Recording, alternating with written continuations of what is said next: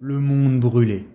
Alors que la France s'était effondrée dans un désastre sans précédent, que l'Allemagne étendait sa domination sur l'Europe, de l'autre côté de la Terre se jouait un conflit à l'envergure démesurée. Lancé dans une aventure impériale depuis la sortie de son isolationnisme, le Japon était depuis longtemps un pays en guerre contre la Chine. Mais bientôt asphyxié par les sanctions économiques, l'empire du soleil levant allait se lancer dans la conquête de son espace de coprospérité pour garantir sa survie. Ressources nécessaires à toute économie industrielle, l'indispensable pétrole se trouvait dans les Indes néerlandaises. Nation vaincue par l'Allemagne, le Japon ne pourrait pourtant pas s'emparer de l'île de Java et Sumatra sans rencontrer l'opposition des Américains et des Anglais. Dos au mur, seule une conquête rapide pourrait permettre au Japon de sortir de l'embargo imposé par les États-Unis. Ouvrant les hostilités le 7 décembre 1941 par l'attaque de Pearl Harbor, l'attaque de la flotte américaine n'était que la première étape du grand dessein japonais. La route du pétrole passait par la capture d'une ville à la réputation imprenable, Singapour.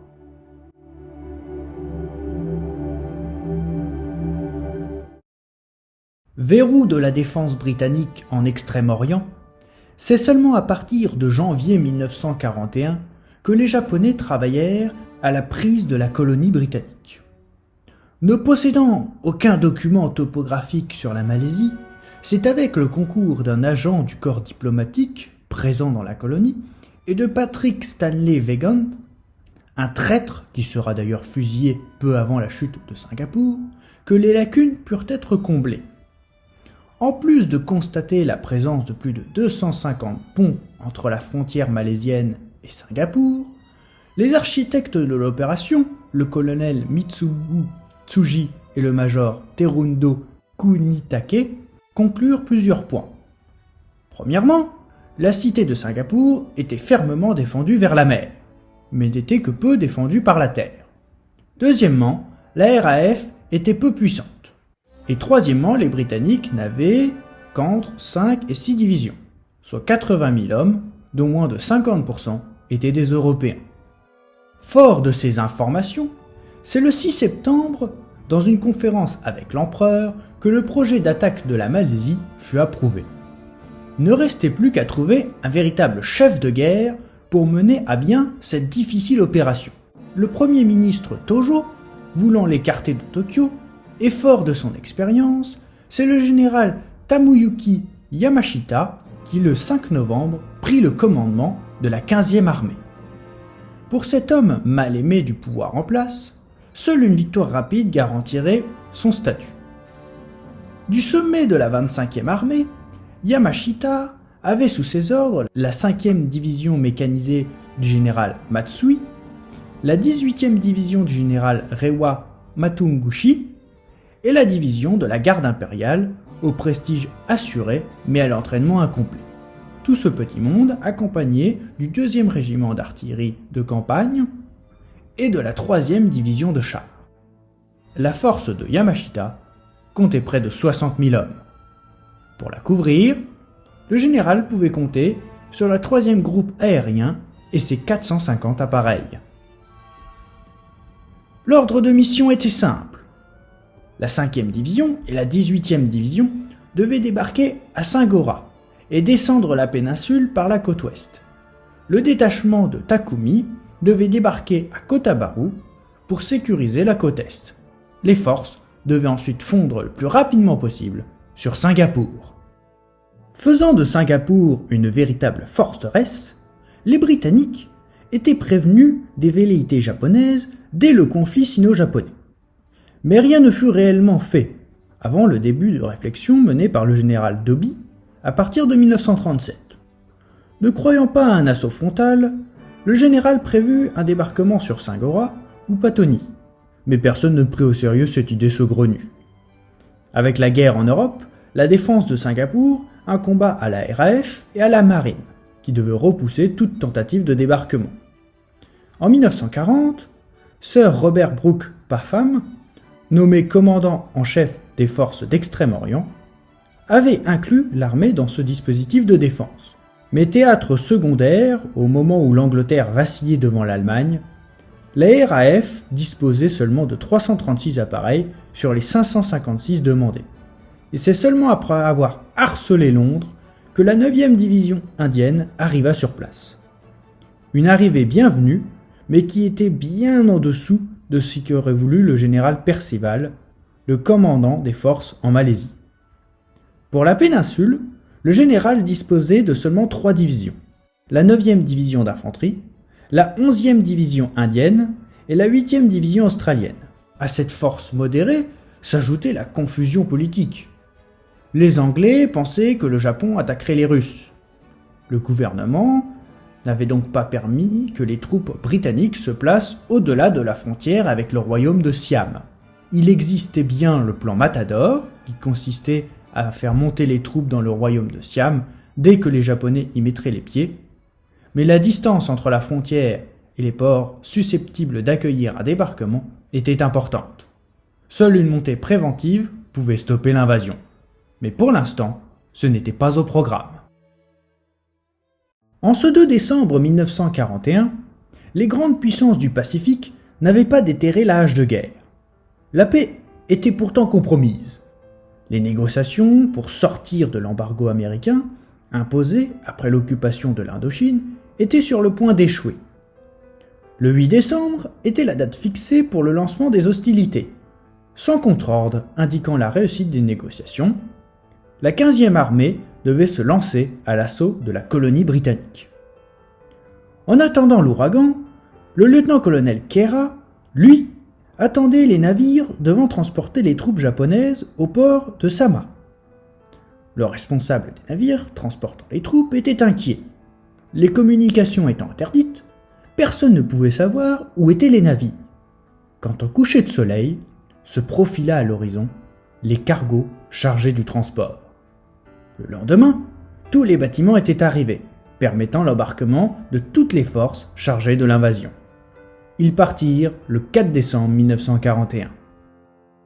Perdu dans l'immensité de l'océan, c'est le 6 décembre qu'un avion de reconnaissance repéra, le premier, un convoi nippon se dirigeant vers l'ouest. Des cibles faciles pour des avions, mais en l'absence de casus belli, les Anglais ne pouvaient que les regarder. On revut les navires dans la soirée du 7 décembre, à la fois au large de Singora et au nord de Patani, mais personne ne savait encore quelle serait leur destination. Sur les navires, les officiers de la 25e armée étaient euphoriques. En l'absence de contre-ordre de Tokyo, la guerre était certaine. Enfin les dieux avaient donné l'occasion à l'Empire du Soleil Levant de chasser les colons blancs de l'Asie. Pour surprendre l'adversaire, Yamashita avait envoyé ses forces sur 3 points différents. Singora allait accueillir la 5e division, Patani allait accueillir la 18e division, pendant que le premier assaut serait porté au nord de Kota Bharu. La campagne de Malaisie débutait sous la pluie. Dans ses jumelles, le général Kei, le commandant de la 8e brigade d'infanterie, signala la présence de cargos. Il était 23h40. Les navires, transportant les forces du major général Hiroshi Takumi, venaient de jeter l'ancre à quelques kilomètres au nord de Kota Bharu. Il était venu le moment pour les 5200 hommes de la 18e division d'être transbordés des cargos aux barges de débarquement. Mais la mer n'était pas complètement d'accord. Alors que plusieurs hommes se retrouvèrent écrasés entre le cargo et les barges, le plus tragique fut le chavirement d'une des barges de débarquement. Enfin, après ces contretemps, les navires purent commencer leur avance. Sans ordre de débarquement précis, les barges se dirigeaient individuellement sur les 3200 mètres qui les séparaient de la terre pour finalement débarquer sur 4 points de façon assez peu dispersée. Pourtant, les problèmes ne s'étaient pas tus. Les bateaux, à cause du courant, avaient dérivé sur près de 2 km vers le sud, finissant par faire débarquer les hommes directement devant les positions du général Kei. À peine les soldats japonais avaient-ils envoyé le signal lumineux pour signifier à Takumi le débarquement, qu'ils furent pris sous un feu intense du 3e régiment d'Ogra. Le sort des différents groupes était inégal. Certains étaient cloués sur la plage, pendant que d'autres arrivaient à s'engouffrer dans la jungle. Le colonel Nazu renvoya les barges à 1h30 pour recevoir des renforts. C'est alors que des bruits de moteurs se firent entendre. Il s'agissait des avions britanniques de Kotabaru, qui malgré la nuit et la météo, réussirent à faire mouche sur l'Awajisan Maru, le navire qui transportait Takumi. Malgré les pertes et la RAF, Takumi ne pouvait reculer. Il ordonna de poursuivre le débarquement avec 2 vagues supplémentaires. Par crainte d'un nouveau raid, les marins refusaient de rester jusqu'au lever du jour. C'est donc à 6 heures que Takumi et son état-major s'embarquèrent sur une chaloupe pour rejoindre la côte avec la dernière vague. L'accueil fut glacial. Beaucoup d'hommes étaient hors de combat. Les forces qui avaient débarqué devant les positions britanniques avaient subi de lourdes pertes. Ils avaient pourtant réussi à contourner les positions ennemies pour franchir les barbelés et attaquer les Indiens. Le premier contact avec les Japonais fut supporté par le 3e-7e d'Ogras, seule unité présente sur la côte. Après avoir infligé des pertes terribles aux envahisseurs, les 2 positions de la plage de Kulapama furent emportées autour de 4 heures du matin. Épuisés par le combat, c'est avec les hommes de la 3e vague que les Japonais vont définitivement repousser les Dogra. Avec la levée du jour, les avions japonais vinrent attaquer l'aérodrome de Kotabaru pour détruire les quelques avions présents sur la piste. Au sol, les Frontier Force Rifles lancèrent une contre-attaque depuis la frontière siamoise. Mais mal déployé, dans une zone marécageuse, l'assaut se perdit jusqu'à la côte sans influencer la tête de pont japonaise. Progressant sur plusieurs colonnes, les Japonais vont progresser jusqu'à Kotabaru, capturant l'aérodrome au passage. Débordé de toutes parts, le général Keyes ordonna le repli dans la soirée jusqu'à Kongeda. La première journée de guerre avait coûté cher. Pendant que les Britanniques avaient eu 70 tués et 300 blessés, les Japonais avaient largement plus souffert, puisque outre les 110 marins morts, 330 soldats étaient tués à l'ennemi et 550 étaient blessés. Des pertes notables qui empêcheront les Japonais de progresser rapidement. Il reste que les Japonais avaient pris pied en Malaisie et qu'ils purent utiliser l'aérodrome de Kotabaru dès le 11 décembre pour couvrir leur campagne. La Malaisie assaillie au large de Kotabaru, la nuit du 7 et 8 décembre 1941, vit plus au nord débarquer la 5e et la 18e division. Débarquant devant une population curieuse et amicale, les Japonais purent rapidement se mettre en ordre de marche. Partant de Songla, les Japonais pensaient que les Anglais ne réagiraient pas à ce mouvement. Espoir malvenu. À peine avaient-ils pris pied sur le royaume de Siam que l'opération Matador fut lancée. Devant l'une des colonnes de la 5e division, 2 bataillons Punjabis et des forces des gardes frontières, les Force Rifles, appuyés par de l'artillerie, pénétrèrent dans le royaume pour y saboter un maximum de voies de communication. Affrontant d'abord la police siamoise, les Punjabis finirent par tomber sur les forces japonaises, où ils prirent un certain avantage. L'avant-garde japonaise, devant cette résistance, dut attendre le 11 décembre pour voir la situation s'améliorer avec l'arrivée du gros de la division. Les Punjabis résistèrent jusqu'au 14, avant de se replier vers la frontière en sabotant les ponts dans leur mouvement. Sur la route reliant Songla à Shanglun, la colonne japonaise, avec à sa tête le régiment de reconnaissance du lieutenant-colonel Saeki, progressa rapidement. Les premiers combats eurent lieu à Shanglun contre les Laycock et tournèrent rapidement à l'avantage des Japonais. Contraints de se replier, c'est après le 10 décembre que les Laycock établirent des positions d'embuscade entre Shanglun et la rivière au nord de Jitra. Camouflés dans les plantations, 2 canons de 47 mm mirent hors de combat 3 chars japonais, empêchant les autres blindés de progresser. L'infanterie nippone se déploya alors sur les flancs de la route, forçant les Anglais à se replier. Jitra était en vue. Mais le lendemain, la progression fut encore stoppée par le 1er bataillon du 14e régiment Punjabis. Les chars arrêtés, l'infanterie nippone ne mit pas beaucoup de temps avant de trouver la faille dans le système défensif. C'est sous une pluie battante que le lieutenant-colonel Fitzpatrick ordonna à ses hommes de se replier de 2 km pour créer de nouvelles embuscades. Mais se repliant en désordre, les chars japonais s'engouffrèrent sur la route pour tomber sur la colonne britannique. Le carnage fut absolu. Après les blindés, c'est l'infanterie qui entra en action pour capturer près de 250 hommes. Les Japonais, dans leur élan, franchirent le pont pour atteindre Jitra. Fitzpatrick se replia jusqu'à Harun, à 20 km de Jitra, pour rejoindre le 2e Gurkha. Sans défense, c'est le 11 décembre à 19h que les Japonais arrivèrent au pont d'Asson. À peine un char l'avait-il franchi qu'il fut détruit.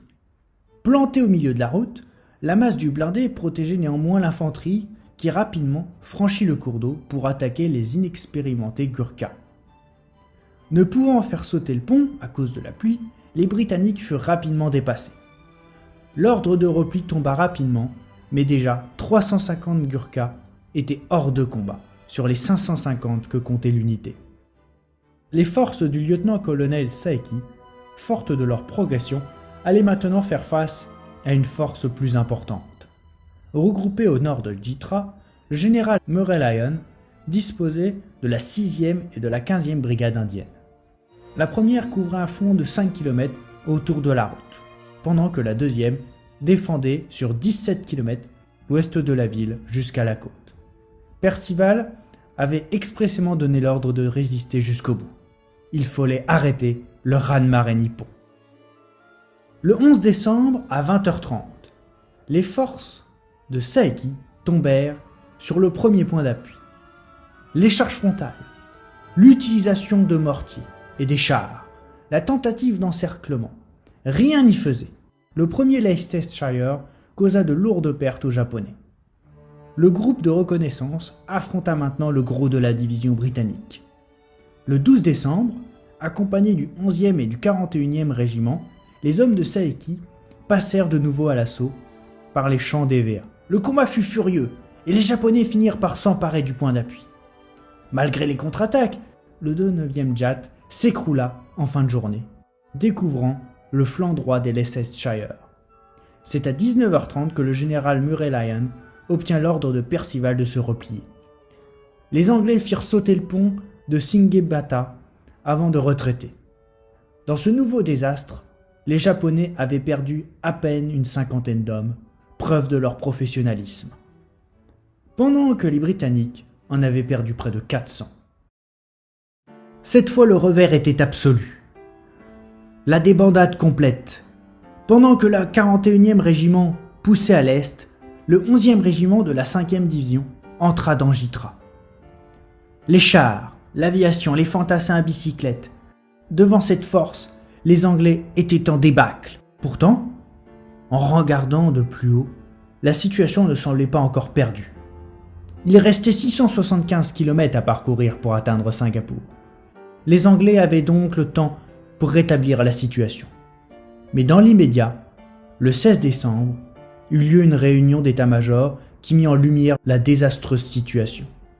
Il fut décidé d'adopter une défense en profondeur, dans une sorte de jusqu'au-boutisme qui sera difficilement tenable sur le long terme. Pour l'instant, les Japonais continuaient leur progression.